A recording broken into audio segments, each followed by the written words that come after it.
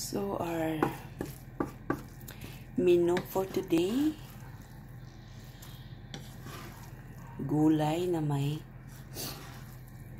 pansit, may bihon, pansit bihon.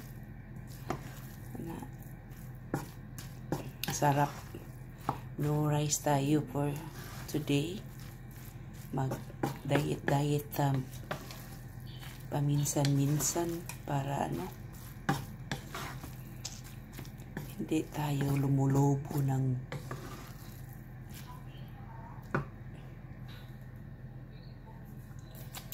todo. So, yun.